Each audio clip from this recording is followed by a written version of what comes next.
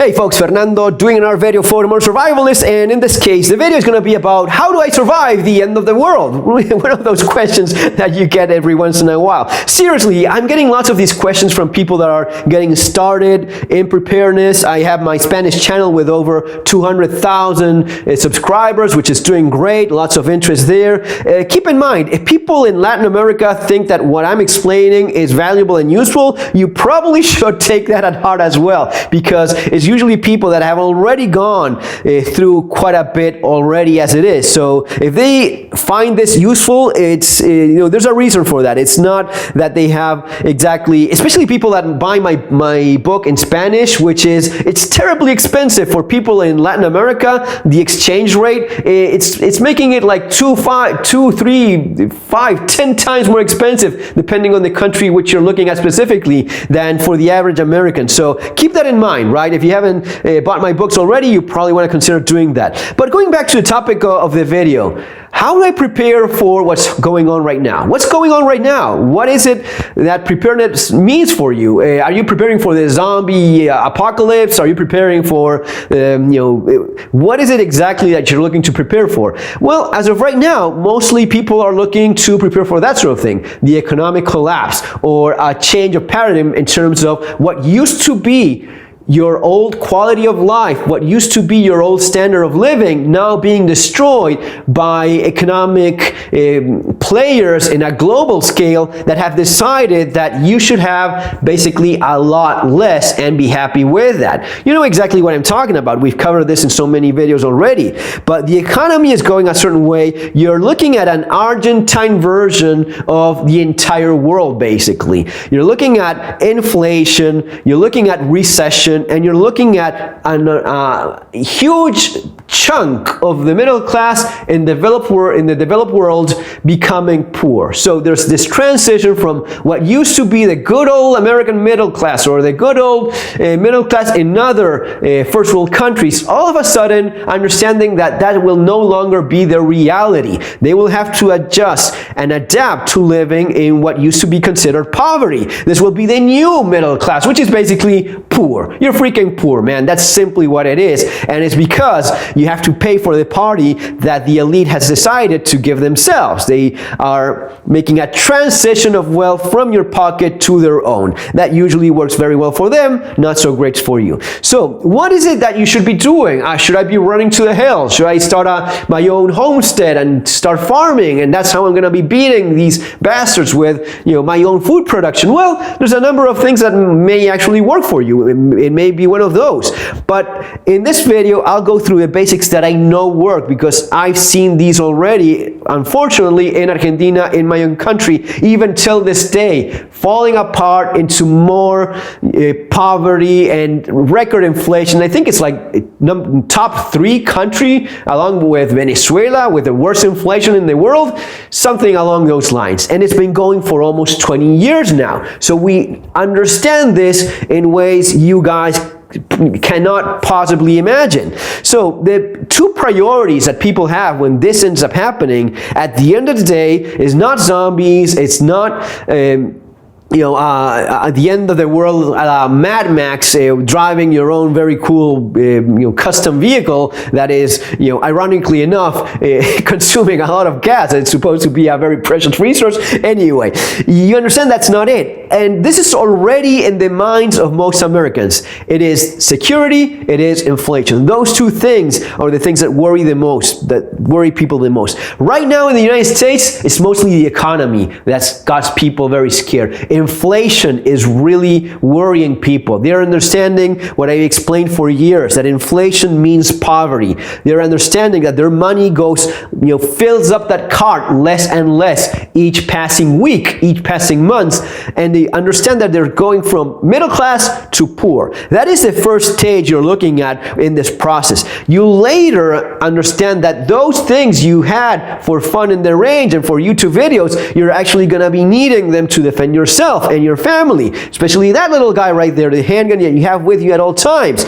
You need to have your gun, and you need to have training, which so many Americans don't have. Don't count on being the lucky guy that makes it to the news, that got lucky when it mattered but hasn't got any actual training. Believe me, when when things start getting a lot worse than they are already, you will need that training. There's people that I know that are alive because they had the training, and they would have failed miserably if they hadn't had it, if they had gone at it with just the good old boy knowledge of, yeah, he's a good shot. You know, it's not about being a good shot. It's about knowing how to fight with a gun. That is completely different, and you need someone to teach you that. It's like buying a car and just trying to figure it out on your own. Yes, you'll get it moving somehow, somewhat, but you need actual training. I advise, look for a reputable, a recognized firearms instructor within your community, someone local, hopefully. If not, you have my book, Street Survival Skills. I wrote specifically for this kind of thing, and there's dedicated chapters on the use of firearms for self-defense, for home defense.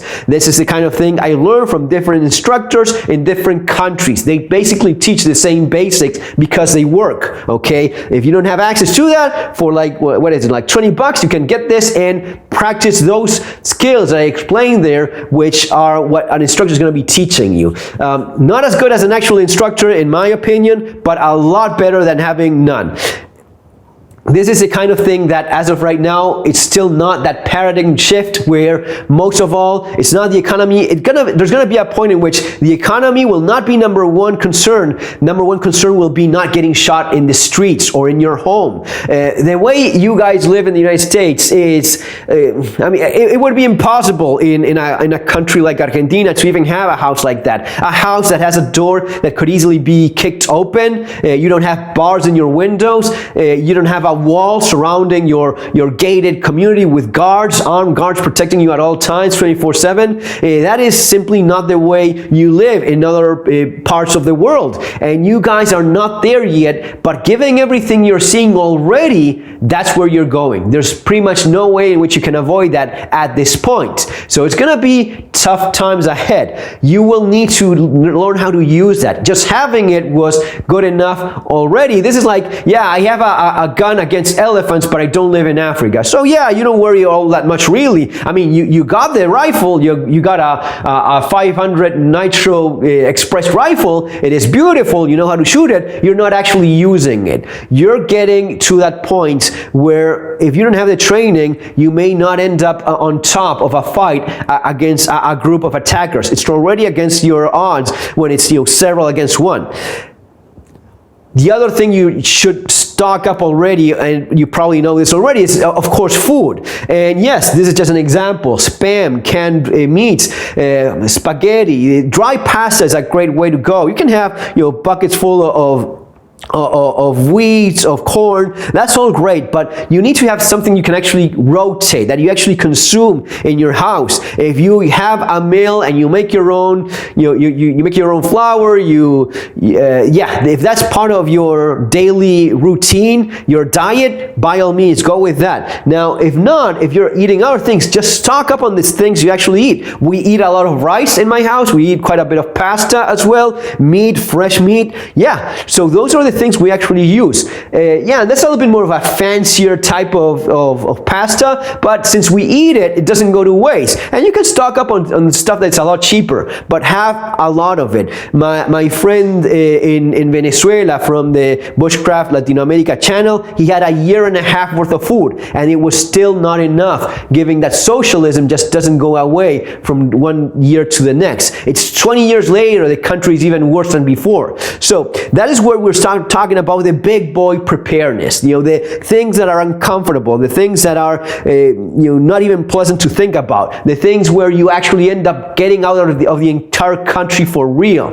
That's not something that most people are looking forward to. Unfortunately, it is a reality for a lot of people. It may be your reality if you're living in Ukraine, or you were living in Ukraine. If you're living in Argentina, like it was my case, it ended up being my reality. It may end up being your reality if you're in Colombia right now and you have that asshole communist Petro as president, who's already destroying the country from day one. That country is gonna fall into a hellhole in no time at all. People there should be already considering that aspect of preparedness. The aspect of preparedness where I cannot plan on shooting it out with commies the rest of my life. I need to find somewhere else to live because this isn't viable. And there's no enemy to fight because the entire country has decided to vote and support communism, and it's you that don't fit there anymore. The enemy is, the enemy is probably you. You are the enemy for these commies that are now running things, okay?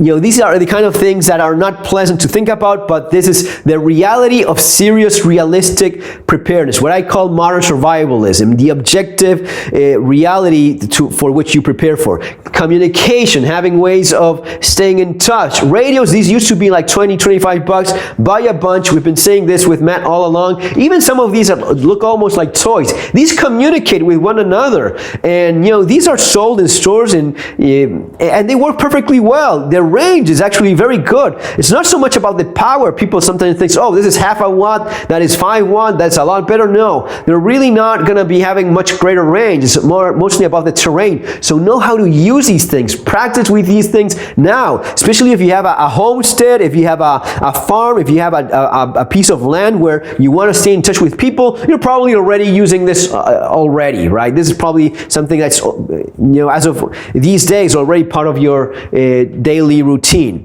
But if not, someone was asking me a while back about, hey, about a neighbor. I have a neighbor. Yes, perfect. You have neighbors because you live, out in the country, but you have maybe someone a couple miles away. Yes, if you know how to make this setup work for you, it will. A couple miles with one of these, yes, it will communicate right away. Maybe you have a few neighbors in your vicinity, and you buy these. You don't even tell them. You buy these, and when things go down, you say, hey, you know what? We can communicate with this. We can stay in touch with this.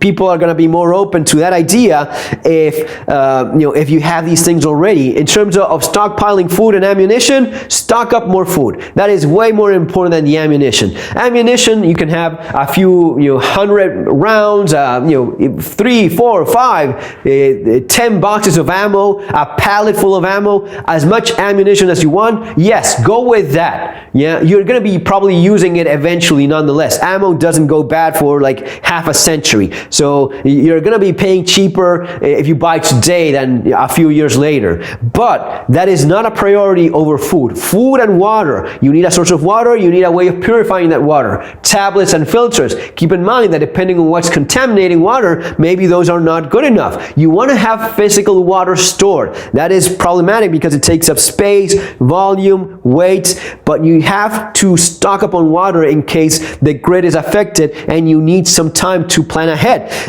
And in terms of planning, yes, your bug out bag. Where are you going? What is the plan? When some of these things happen, when you have something like this, when you have an economic crisis or economic collapse in your country, there's really no going somewhere to be better. It's nationwide. The entire country is going through this process. You may go to a state that is somewhat in better condition, yes, but if things really get bad, if it's nationwide, your option is only getting one of these bags and hopefully doing some of the things I've talked about so many times in the channel, having savings, having a second citizenship somewhere else. If it really gets to the uncomfortable worst outcome possible, you will have to get out of there. And it's not pleasant. And I've done it myself. And lots of people don't even want to think about it. They will convince themselves, talk themselves into excuses as, no, I'm not even going to be planning on that or thinking on that because whatever reason.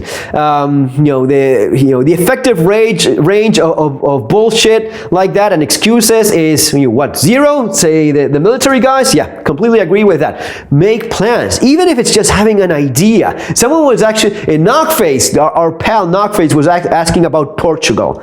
Yeah, Portugal is a perfectly viable option. It's actually one of the best options, if you ask me right now. It's a country that stays under the radar, and it has its things. No, nothing is perfect, but it's super cheap to live in. It's very safe. It has great weather, and you're still part of a developed country. You're not looking at some of these shitholes that so many people talk about as options for bugging out. You're a lunatic. If you think you're going to be better off in Central America when the entire world goes to hell, you're not getting it, right? But the more options you have, that's always good. If you want to have different options, if you want to have a bug out location in freaking Argentina or in Colombia or wherever, by all means. But Plan ahead. Have a strategy. That's always better than having nothing at all. Rechargeable batteries, the ones from IKEA are very good. Solar panels, you may want to get one of these things. No, this isn't sponsored. This is something I got myself. This is the EcoFlow. There's these battery packs that you can recharge them with, you know, a solar panel.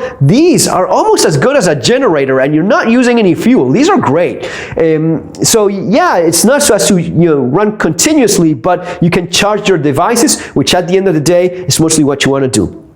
Guys, I hope I covered some of the basics. Remember, savings, money, gold, Bitcoin. I'm a pretty strong believer in that as well. But have your eggs in different baskets. Cash in hand, precious metals, accounts elsewhere. That's all. The more tools you have, the more options you have, the better it is. Guys, that's the way I would be approaching. And remember, above everything else, take care of yourself. If you're not well mentally, if you're not well physically, none of this matters. That is by far your most useful, most powerful tool. Your body, your mind. That's going to be allowing you to do all of this, and if you have that, all of this will fall in place on its own. See you next time, guys. Take care.